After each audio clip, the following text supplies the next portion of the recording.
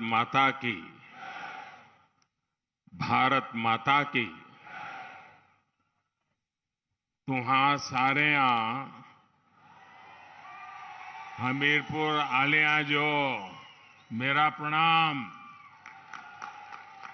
आज मिंजो तुसा सारे लोकां दा आशीर्वाद लेने दा मौका मिला।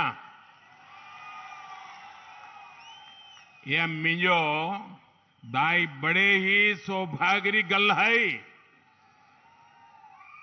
मेरा तुसा सारे जो एक बारी फिर हत्था जोड़ी करी प्रणाम।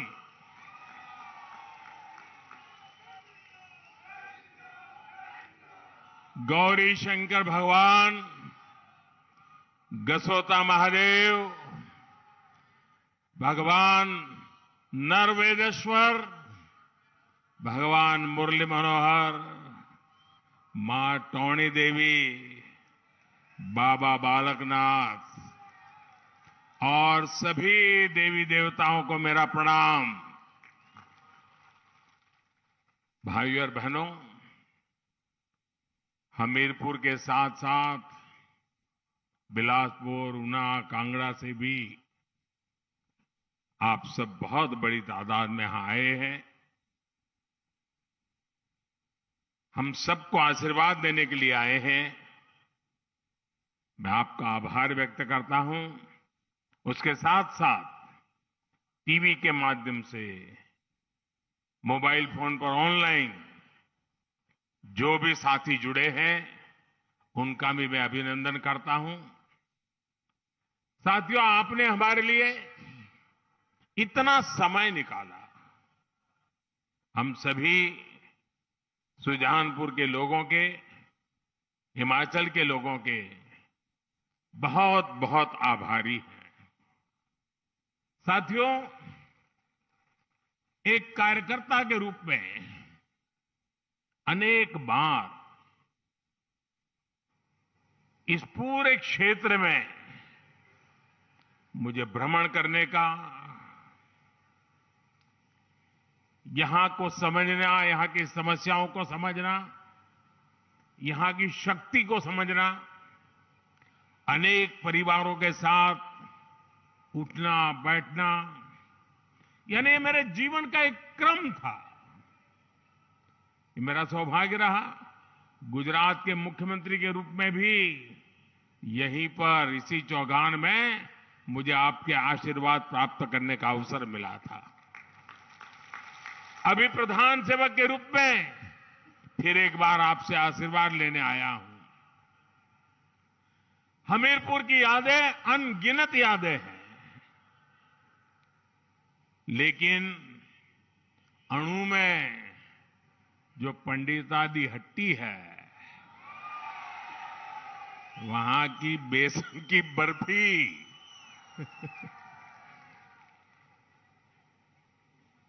उसकी मिठास कौन भूल सकता है भाई। मुझे इतने साल हिमाचल में आप लोगों के बीच बहुत कुछ सीखने का मिला है। अनेक लोगों के साथ जमीन पे काम करने का मौका मिला।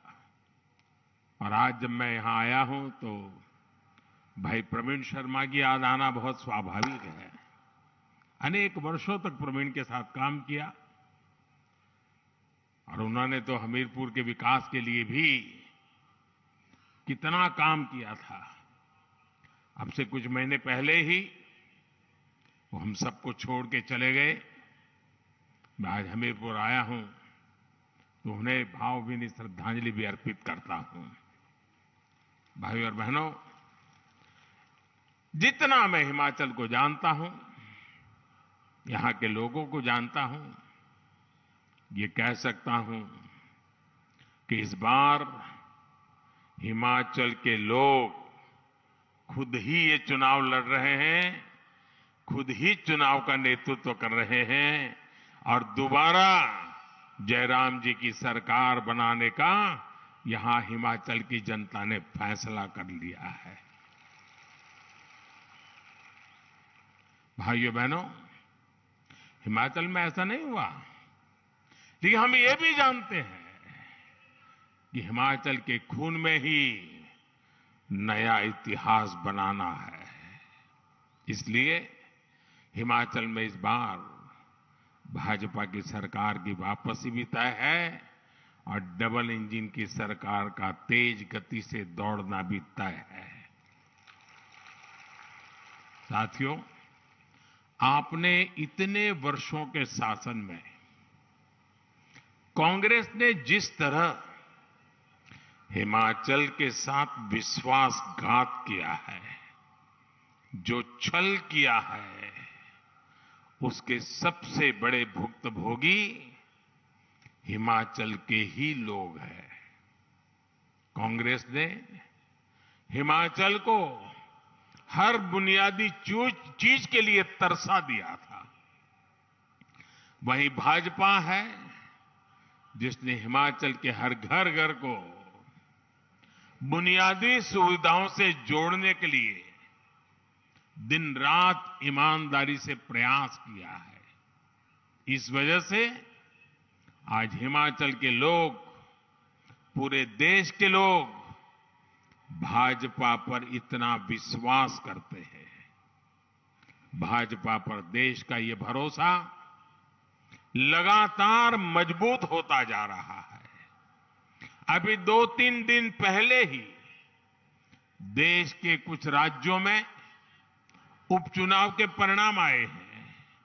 आपने देखा होगा कि जहां कभी भाजपा को बहुत कमजोर माना जाता था, वहां भी लोगों ने कमल का फूल बढ़ चढ़ करके खिला दिया है। लेकिन कांग्रेस जहां बहुत ताकतवर होती थी, सरकार में होती थी या तो कभी मुख्य विपक्षी दल होती थी, वहां की कांग्रेस की स्थिति दिनों दिन बिगड़ती ही जा रही है। जो क्षेत्र कभी कांग्रेस का गढ़ माने जाते थे, वहां से कांग्रेस का पूरी तरह से सफाया हो गया है। ओडिशा जितना बड़ा राज्य, कांग्रेस गायब। तेलंगाना, कांग्रेस साफ। यूपी, बिहार ने तो बहुत पहले ही कांग्रेस को विदा कर दी है। इसकी वजह है कांग्रेस द्वारा खुद को ईश्वर रूपी जनता जनार्दन से भी वो अपने आप को बड़े शहंशाह मानते हैं, बड़े मानते हैं। उसी का ये नतीजा है कि जनता लगातार उनको सजा दे रही है। और आज हिमाचल के लोग भी कांग्रेस को भली भांति समझ चुके हैं, जान चुके हैं। कांग्रेस को लगता है कि हिमाचल हमेशा 5 साल उसके, 5 साल मेरे वाले फॉर्मूले पर ही चलेगा। 5 साल मैं मौज करूं, 5 साल तुम करो, फिर मैं 5 साल के बाद आ जाऊंगा। यही फॉर्मूला लेकर के चले। और इसलिए कांग्रेस के नेता हिमाचल के लोगों की कोई परवाह नहीं करते। कांग्रेस के लोगों को लगता है कि कोई काम नहीं करेंगे तो भी 5 साल के बाद तो लोग लाने ही वाले हैं, वापस आ ही जाएंगे। आप मुझे बताइए साथियों, कांग्रेस यहां पिछले 5 साल से विपक्ष की भूमिका में है, लेकिन इस दौरान दिल्ली से कांग्रेस के ऑल इंडिया लीडर लोकसभा चुनाव के प्रचार को छोड़ करके क्या कभी आपका हाल पूछने के लिए आए थे क्या? कभी आए थे क्या? कभी आपका हाल जानने के लिए आए थे? कभी कोई मुसीबत आई तो वो आपके पास आए थे? भाइयों बहनों, जरा 5 साल का हिसाब निकालिए। लोकसभा में, राज्यसभा में हिमाचल से जुड़े कोई विषय आए हो, हिमाचल के लिए आवाज उठाई हो किसी कांग्रेसी ने, ऐसी कोई घटना आपने सुनी है क्या? भाइयों बहनों, आपकी चिंता इनको 5 वर्षों तक इसलिए नहीं आई क्योंकि इनको भरोसा था कि हिमाचल तो 5 साल के बाद कुर्सी दे ही देता है, मेहनत करने की क्या जरूरत है, लोगों की परवाह करने की क्या जरूरत है, रिवाज है, काम हो जाएगा। भाइयों बहनों, जो विपक्ष तक का काम जिम्मेवारी नहीं से निभा सकते, विपक्ष के नाते आपके सवालों को लेकर के जो हिलते भी नहीं है, वे सरकार में आने के बाद आपके लिए क्या करेंगे भाइयों? ऐसे लोगों पे भरोसा कर सकते हैं क्या? इसलिए अब हिमाचल के लोगों ने भी ठान लिया है कि अब तो कांग्रेस को हिमाचल से बिस्तरा बोरिया उठा करके निकालना ही पड़ेगा। और इसलिए हमारे भाइयों बहनों, आज ये देवभूमि पुकार रही है, आज ये देवभूमि कह रही है, भाजपा को फिर वापस लाएंगे, हर बूथ पर कमल खिलाएंगे। भाई और बहनों, आज आपसे बात करते हुए मैं इस क्षेत्र की वीर माताओं के योगदान को भी नमन करता हूं। यहां से तो हमारे उम्मीदवार खुद ही फौजी हैं, उन्होंने राष्ट्र रक्षा के लिए पूरा जीवन समर्पित कर दिया।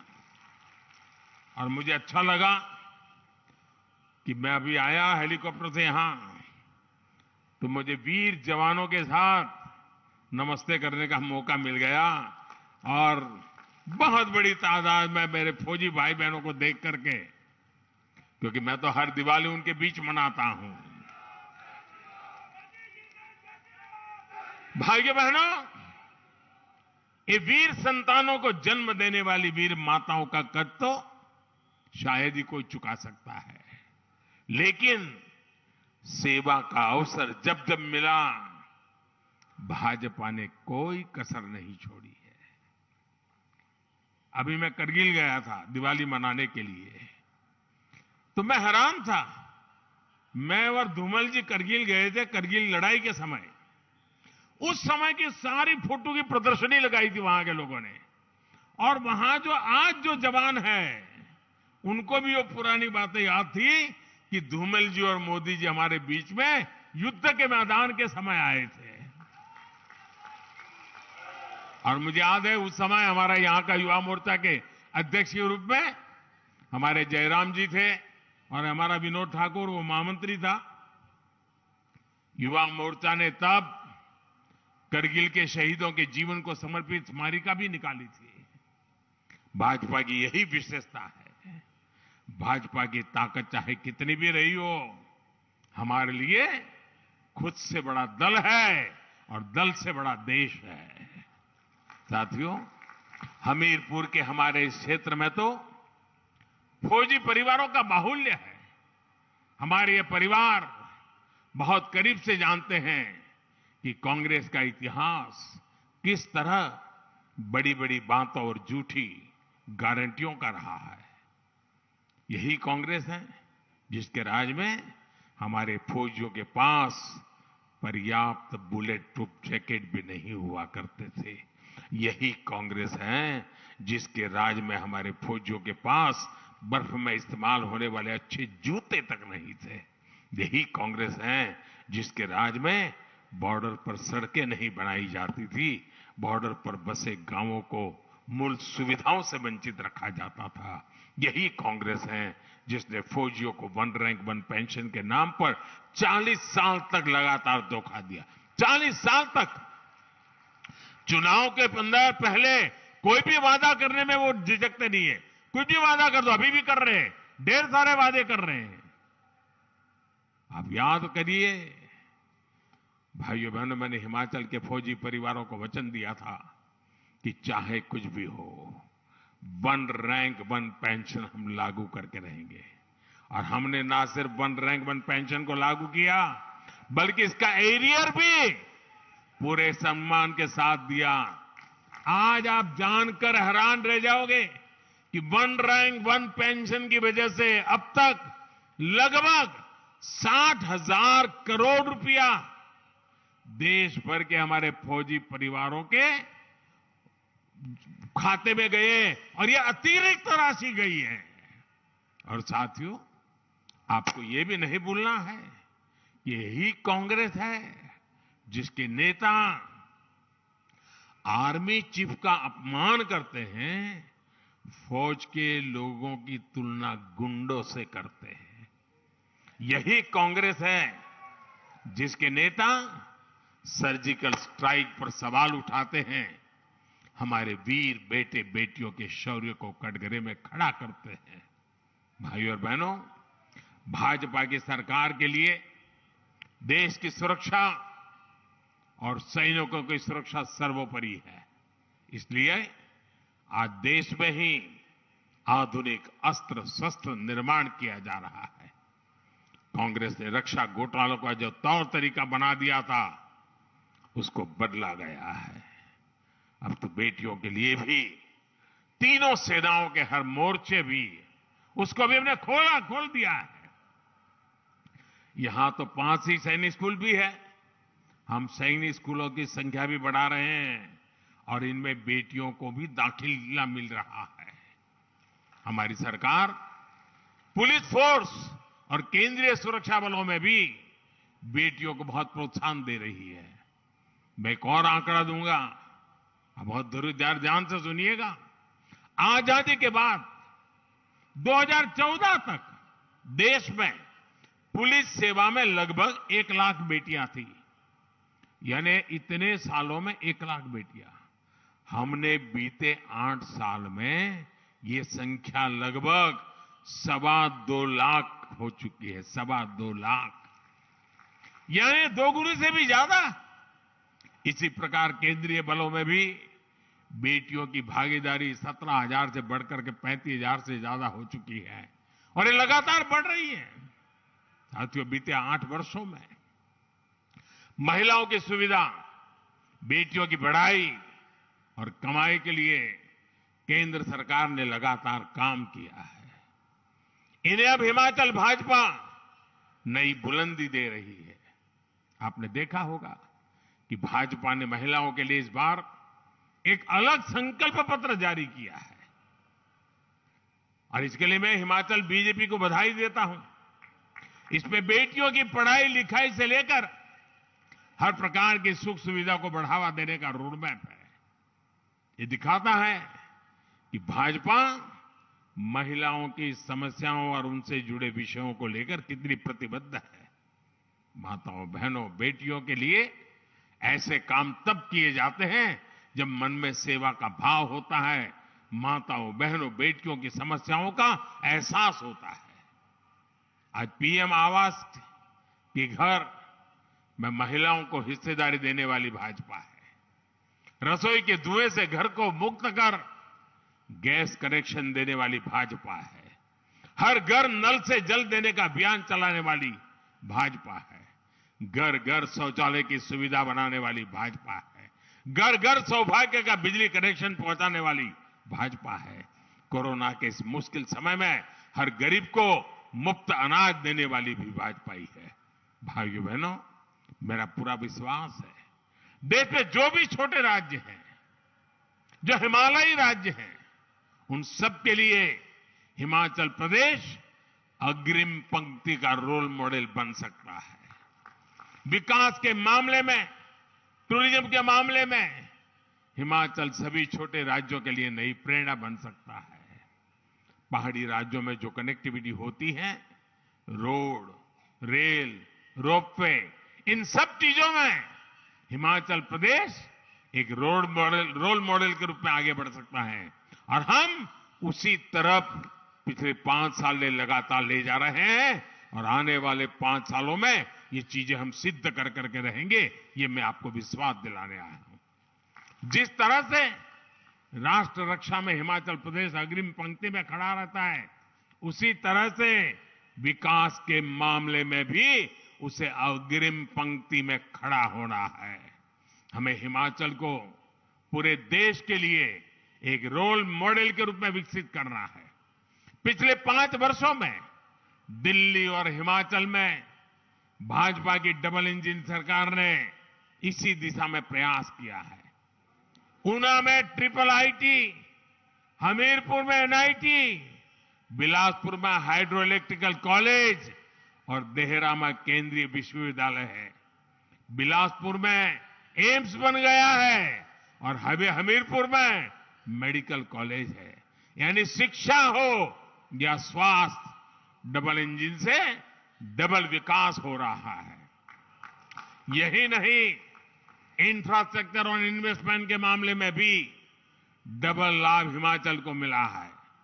देश में सिर्फ 3 राज्यों को बल्क ड्रग पार्क के लिए चुना गया है, इसमें से एक ये मेरा हिमाचल है और ये भी हमीरपुर संसदीय क्षेत्र में बन रहा है।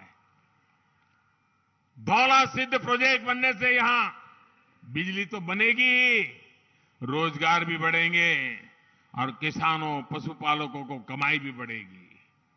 यहां रेल नेटवर्क के विस्तार में हजारों करोड़ रुपए केंद्र सरकार लगा रही है। देश की चौथी वंदे भारत ट्रेन भी हिमाचल को ही मिली है। शिमला, बिलासपुर, हमीरपुर, मटौर, ये हाईवे पर ही लगभग 8,000 करोड़ रुपए का काम हो रहा है। ये विकास सबके सामने प्रत्यक्ष है। लेकिन हिमाचल के लोगों को एक बात हमेशा याद रखनी है, कांग्रेस को विकास के कार्यों से दुश्मनी है, इसलिए वो इन सारे कार्यों को रोकना चाहती है। जैसे रोड 2014 से 2017 दिल्ली में हमारी सरकार बन चुकी थी, आप हमें आशीर्वाद दे चुके थे, लेकिन हिमाचल ने जितने रोड़े अटका सकते थे अटकाने की कोशिश की, ताकि दिल्ली से जो विकास का प्रवाह यहां आए वो हिमाचल में नहीं जाना चाहिए। और उन्होंने हिमाचल का बुरा करने का काम किया। वो कहावत है ना, चल दे घराटा मंज गट्टा पाना। कांग्रेस भी हिमाचल में विकास के घराट की चक्की को रोकना चाहती है, इसलिए वो पुराना राजनीतिक रिवाज बनाए रखना चाहती है। भाइयों बहनों, मैं हिमाचल के लोगों से पूछना चाहता हूं, आप जवाब देंगे? आप जवाब देंगे? ये रिवाज बदलना है कि नहीं बदलना है? ये रिवाज बदलना है कि नहीं बदलना है? भाइयों बहनों, मैं जहां भी गया हूं हिमाचल में, पिछले दिनों जहां भी जाने का मुझे मौका मिला है, मैंने ये मिजाज देखा है। मैंने हिमाचल की जनता का संकल्प देखा है और हिमाचल के लोगों को समझ आ गया है कि ये अदला बदली ने हिमाचल को बर्बाद करके रखा है। अब तो दोबारा काम देंगे और हिसाब भी मांगेंगे। आप दोबारा हमें काम दीजिए, हमसे हिसाब मांगिए। आप रिवाज बदलने का तय करके बैठे हैं, हम आपकी विकास की यात्रा को आगे बढ़ाने का निर्णय करके बैठे हैं। साथियों, आज हिमाचल विधानसभा चुनाव में ये मेरी आखिरी सभा है। इस चुनाव में अब मेरा कोई सार्वजनिक कार्यक्रम के लिए अब समय नहीं बचा है, लेकिन आप जरूर एक बात याद रखेंगे, कांग्रेस स्वभाव से विकास की दुश्मन है। वो लोगों को मुसीबत में जीने के लिए, मजबूरी में जीने के लिए हमेशा सोचते हैं ताकि उनकी जरूरत पड़ जाए। भाजपा ही है जो हिमाचल को विकास की नई ऊंचाई पर ले जा सकती है। इसलिए इस बार हिमाचल में भाजपा सरकार की वापसी जरूरी है।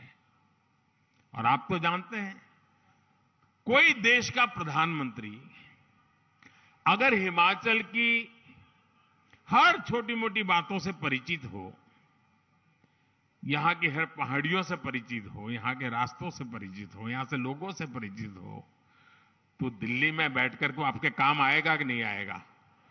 आपका विश्वास बढ़ेगा कि नहीं बढ़ेगा? अब मैं तो दिल्ली में हूं ही, अगर यहां मेरे अनुकूल लोग होंगे तो मैं ज्यादा काम कर पाऊंगा कि नहीं कर पाऊंगा? सीधी सीधी हिसाब है जी।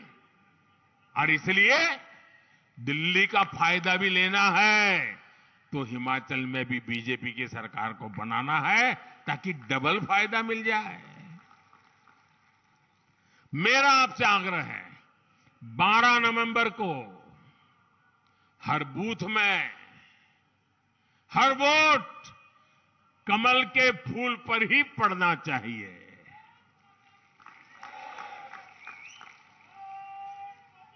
मेरी ये बात घर घर पहुंचाओगे आप, एक एक मतदाता को मिलोगे, घर घर जाकर के कमल के फूल पर बटन दबाने के लिए समझाओगे, ज्यादा से ज्यादा लोग वोट करें इसके लिए मेहनत करोगे। ठंड अगर आना शुरू भी हो जाए तो भी मतदान कम नहीं होगा, इसकी चिंता करोगे। अच्छा, हर घर जाओगे तो ये बात बताओगे ना कि मोदी जी सुजानपुर आए थे, आप सबको मिलने के लिए आए थे, लेकिन अगर आप नहीं आ पाए हो तो मोदी जी ने हर घर में हर परिवार में अपना प्रणाम पहुंचाया है। मेरा प्रणाम पहुंचाओगे? हर घर में जाके बताओगे कि मोदी जी ने अपना प्रणाम पहुंचाया है?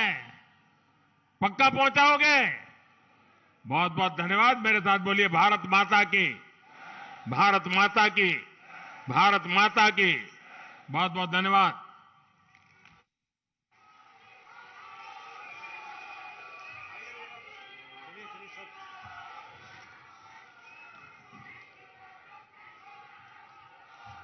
मेरा हमेशा से एक भावात्मक रिश्ता रहा है। हिमाचल की धरती ने, हिमालय के उत्तुंग शिखरों ने मेरे